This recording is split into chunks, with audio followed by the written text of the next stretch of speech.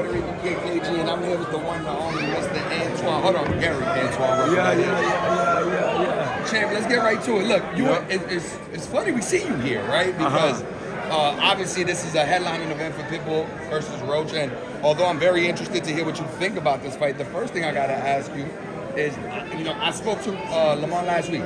I said, hey, look, I was at his gym for his media workout. If you win this fight, is it about time we give the DMV area something that they really want, right? Which is an outright answer to who is the best coming out of that area today. You guys both being in the same weight class, your brother having called him out for years, is it time that fight just gets made between Antuanne and yourself? And he said he welcomes it, open arms. What do you think about it? Honestly, I think he's bluffing McMuffin. He got a tough fighter ahead of him tomorrow, tough competitor tomorrow. But the statement he made didn't make no type of sense.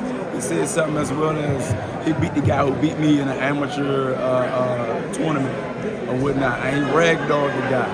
And he also said, man, we've been in the same weight division and in the same area, but we never fought each other, not once. Why is that? I'm like, if that's the case, we still been in the same area, same weight, and professionally, you had southpaw fighters that you had to go up against as far as opponents, and you have not once made a phone call to get some sparring, any type of work. Iron sharpers iron. Why is it? And y'all right down the street, not even 15 minutes away. Never out of his entire professional career have he called for any type of work. So if we do beat this guy tomorrow, which I hope we do, because it's a double whammy. He get to bring something back home to the city, and I would want him to exercise his rights as a 140 pounder. And I would take him up on that offer. I would be gladly to take him up on that offer. Why? Because you got a strap and you play with me. Yeah, for sure. Play with me. I mean, look, like you said, the first thing you said was bluffing McMuffin, right? So you don't think that he's gonna do that. Let's just say that's the case. Let's say he wins this fight, but he doesn't win this fight. Whatever happens. You gotta cut you off. He made a statement after he said, let's say I'm gonna go back down to 35. So which one is it, man? He kind of 6'7" with him. There you go. Man. Come on, which one is it? So let's talk about 140 then, because obviously there's other champions there.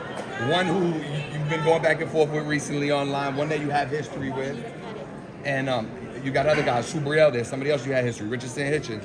What's the route for you going forward after your next fight? After my next fight, unify. I've always let it be known. I want to be undisputed in my division. I want to unify. Anybody who got a title at the time, that's who I need to see next after my next up-and-coming fight. Gary, Go ahead. Just talk about, obviously your division is hot right now. This fight, your fight coming up, maybe one of the biggest ones, and Teofimo versus Shakur. Just looking at that fight stylistically, how does it play out in the ring? It's 50-50. In order for you to participate in this sport, you got to have a high level of confidence. I feel like both of them has a high level of confidence, Teofimo Lopez and Shakur Stevenson, but styles make fights. Naturally, I think Teofimo Lopez is stronger than Shakur.